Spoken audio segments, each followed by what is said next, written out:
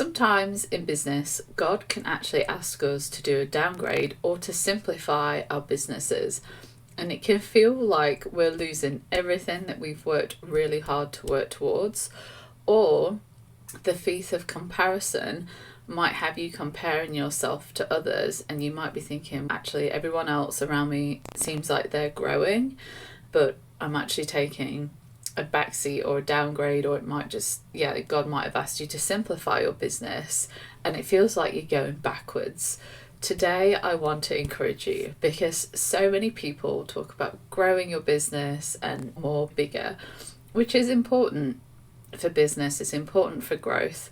However, not very many people talk about the other side, which is the downgrade or the simplifying of your business.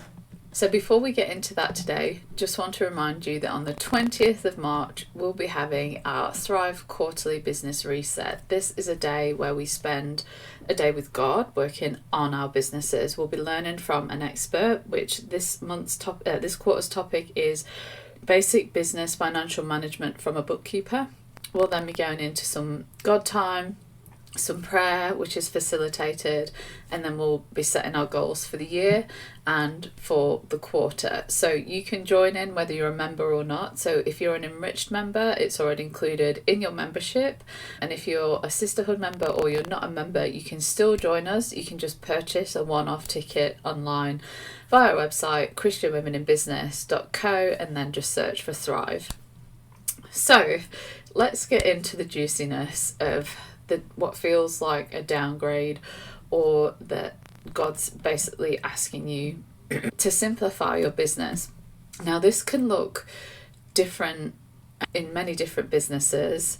I'm going to use the example of a service-based business just because it's probably the most simple, but you can relate this to product-based businesses. If you've got an e-commerce store, it's pretty much a similar theory, but it just might look a little bit different.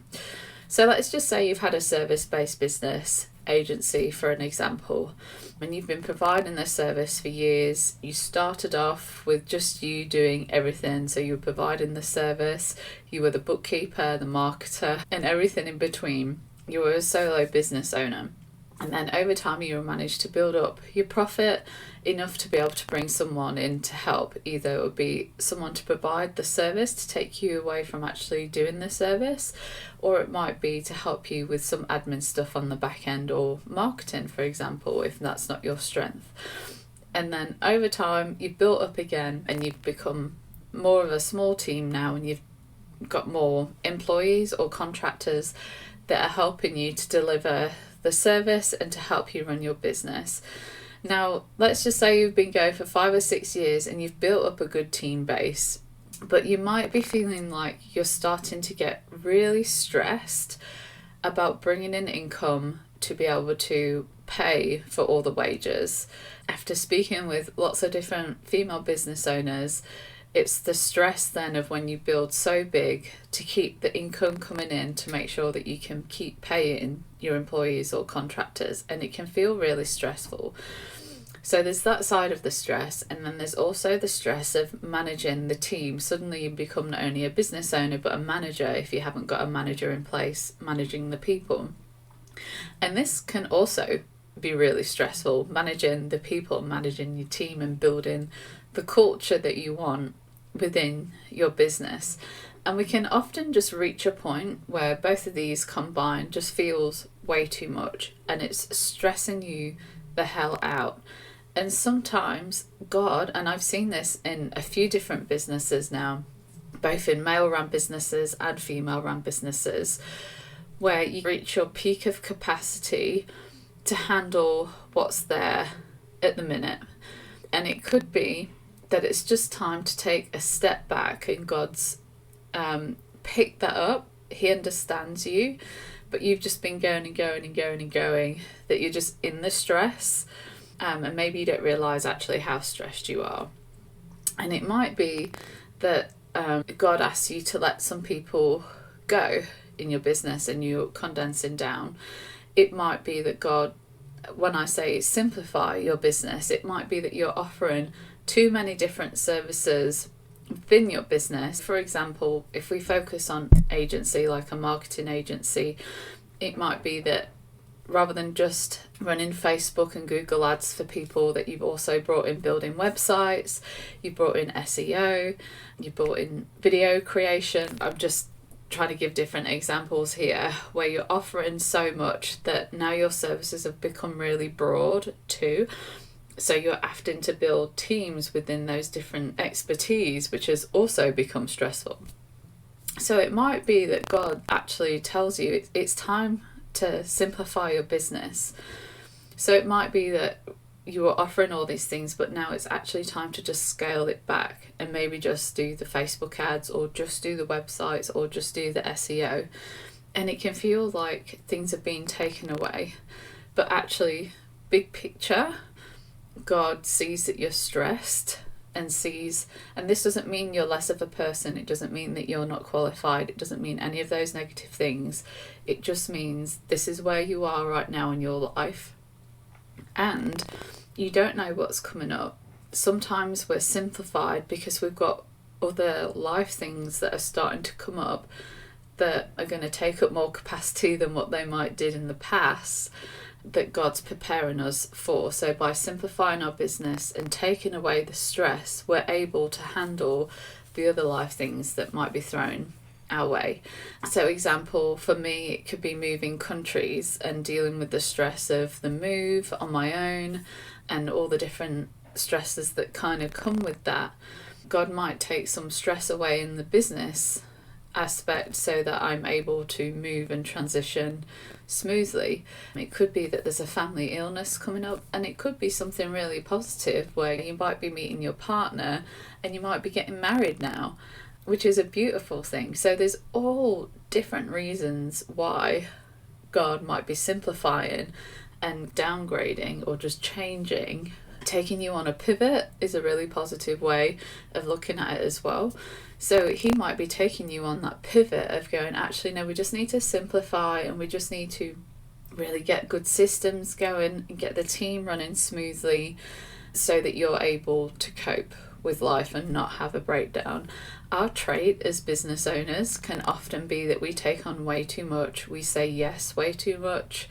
We are pressured by the media to build hard and fast, and that might come at cost of service delivery, quality of items, all that other stuff, where it's just a pivot is a permission for you to take a step back and go, okay, what is and isn't working in my business? Last year we went back to values, mission and vision. Am I still on track with what we originally set out to do? And it's okay to change, but if it feels like you're not in that alignment, it's time to take a look. And God might just be saying, hey, we've just gone a little bit off track here, we just need to realign ourselves with where it is that we need to be and what it is that I need you to do. So I encourage you to trust that process, to trust the pivot. And I've got some scriptures that I want to share with you today that I encourage you in your own time, that if you're feeling this pivot, if you're feeling this simplification or whatever it is that it might be making you feel, I hope these scriptures will encourage you. So the first one's Psalms 131, and it's in quietness and trust shall be your strength. So in quietness and trust shall be your strength. So in that quietness,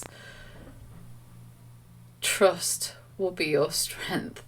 So it might feel like you need to scale back your team and there's a quiet period. Trust that. The trust and the faith is your strength in this period. The next one is Jeremiah 17, 5-8. So that's Jeremiah 17, 5-8. This is what the Lord says. Cursed is the one who trusts in man, who draws strength from mere flesh, and whose heart turns away from the Lord. That person will be like a bush in the wastelands. They will not see prosperity when it comes. They will dwell in the parched places of the desert, in salt land where no one lives. But blessed is the one who trusts in the Lord, whose confidence is in him. They will be like a tree planted by the water, that sends out its roots by the stream. It does not fear when hate comes. Its leaves are always green. It has no worries in years of drought, and it never fails to bear fruit. So this is a really beautiful reminder that if we keep planted in God and we keep trusting Him through the pivots, through the simplification, through the quiet periods, that is your wisdom. And you can have confidence in Him, knowing that you are planted by water that gives you life, that will provide resources. Your leaves will always be green. You don't have to fear when the heat comes, when these pivots come, when it feels like there's a downgrade. Your leaves will remain green. And you can have no worry in a year of drought because God's got you. I just love that verse. I think it's so beautiful. And then the last one's Psalms 121 verse 2. My help comes from the Lord, the maker of heaven and earth. So just a reminder that your help comes from God. He made heavens. He made this amazing earth. There's nothing too big or too small that you can't come with Him and ask Him, okay, God, there is a pivot coming up. I can feel it. I can sense it. Show me what it is you want me to do. Help me. Give me wisdom with how to navigate this. These are the plans that I'm thinking of putting in place. I'm going to move forwards with them. Please guide my feet. God doesn't want us to be a sitting duck. He wants us to keep moving. He's given us a brain. He wants us to use it. And as we do, and as we take those steps, He will give us wisdom and He will keep our leaves green. So I'm going to leave you with that today. We'll pop the verses in the show notes if you wanted to go back over those yourself in your own time. But let them be an encouragement to you. I want to encourage you. It's okay if it looks like you're taking a pivot and it doesn't feel like you're in that growth stage. It's okay. The other verses say there are seasons, the seasons of winter, seasons of spring, and the seasons of summer. And there's nothing negative about each one. They all have their own purpose. Our job is to stay in that trust of God that He's got us. Things might look a little bit different. They might look different to the earthly. Take away social media if you need to. Just go and spend some time with you and God if you need to. Like we say, we've got our Thrive quarterly resets coming up where it's a perfect place for you to have no judgment. These are your goals in your time with God. We just help facilitate that. And it might be that you just need that space for you just to connect with God. And that's why we do it. We understand that business owners are busy and we wanted to create that space where you're kept at least accountable for coming and spending that time with God, having that prayer, having that just being in that presence, and then going and setting goals with how that pivot might look for you moving forwards with your business. So you're invited to come and join us. It's 10:30 till 3 Sydney time, which I think works out about 6 till 10 Central USA time. So the timings are good for both Australians and United States. UK people, if you did want to join in, you can become a member and you'll get access to the recordings and you can do it in your own time. Or it's just so hard to get a timeline where it fits everyone, I'm afraid. But yeah, I want to encourage you though, just to book some time in for yourself with God. It's okay to take that day off. God will bless you for taking that day off, and let Him encourage you in this pivot. I'm SJ, and you're listening to the Christian Women in Business podcast show. We'll catch you next time.